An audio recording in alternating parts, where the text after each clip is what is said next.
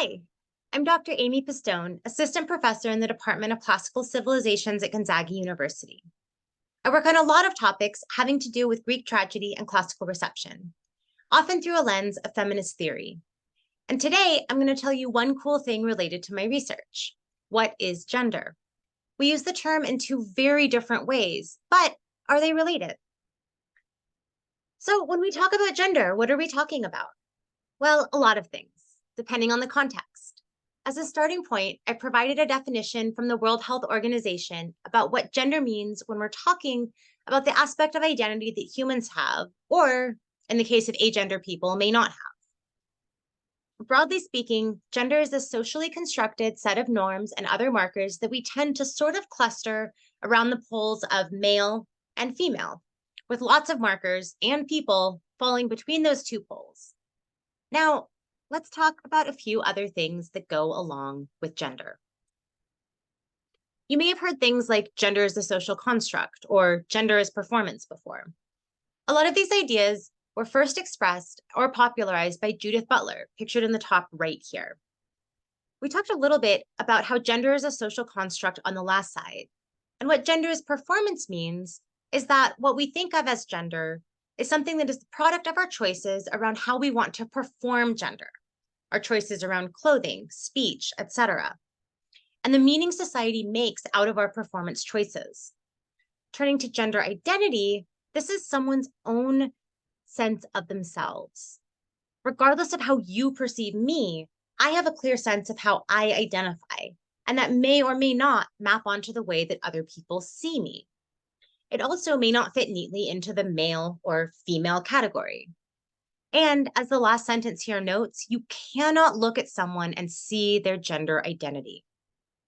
What you can see, however, is someone's gender expression. This is a term that specifically describes the external manifestations and performance of gender. Things like clothing, name and pronouns, voice, etc., are all elements that are part of gender expression. Even though people will often categorize different aspects of gender expression as masculine or feminine, this is also something that has a lot of room between and even outside of these binary poles. And as noted here as well, what meaning people assign to particular choices varies widely across time and space, including between modern American society and the ancient Mediterranean. For example, if we look at the top right of this slide, on the left is an Amazon wearing pants, a fashion choice that ancient Greeks thought was effeminate and derided Persian men for. On the right, we have popular men's fashion from the late 1800s, replete with heels and bows, not things we necessarily read as masculine today. How we read elements of gender expression changes. So, turning to grammatical gender. We often talk about grammatical gender as if it's just a matter of convention. For instance, with a word like fama or auger, there isn't really anything intrinsically masculine or feminine about these nouns, at least not in the way we usually talk about those words. Plus, we have a third grammatical gender, neuter, which doesn't really align with our modern ideas of non-binary gender identity. So there are a lot of reasons grammatical gender and gender as a part of identity don't map neatly onto each other. This is what we mean when we say that this isn't really gender in the way that we talk about the other kind of gender. It's really a noun class system, a way that we organize and systematize nouns. However, there are some things that should give us pause before we say that these two kinds of gender are completely different things. After all, some words are grammatically gendered in ways that does reflect gender as identity. For example, the only difference between filius and philia is that we've switched gender and declension to reflect the gender of the child in question. This is a good place to note that the Latin language and ancient Romans don't particularly have a concept of non-binary gender that can be reflected easily in language.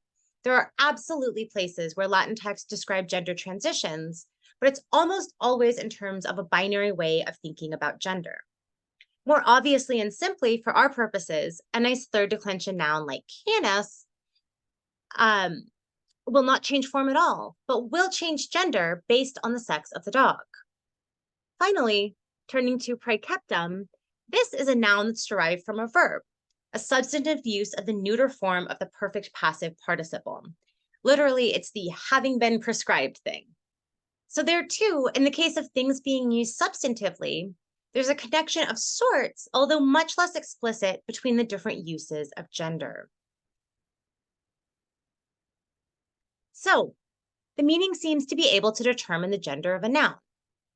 For example, with canis, dog, the gender of the noun is determined by the meaning of the word, whether we're talking about a very good boy dog or a very good girl dog. But can grammatical gender also inform meaning? Yes, it can. And I want to leave us with this last twist just to complicate things for ourselves.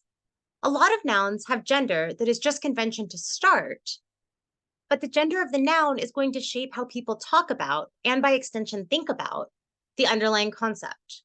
For example, when we think about the personification of justice, it's generally as a lady. Why? Well, the noun is feminine, making personification of justice as a woman easy and available. Same with old Lady Liberty here, and a lot of virtues that were coded as feminine throughout ancient and Renaissance art. The stakes are weightier, though, when we think about the personification of nations and peoples as feminine, as a great deal of countries are grammatically.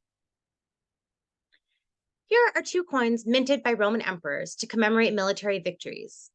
In both instances, the conquered areas, Judea and Germania, are depicted as women in vulnerable physical poses.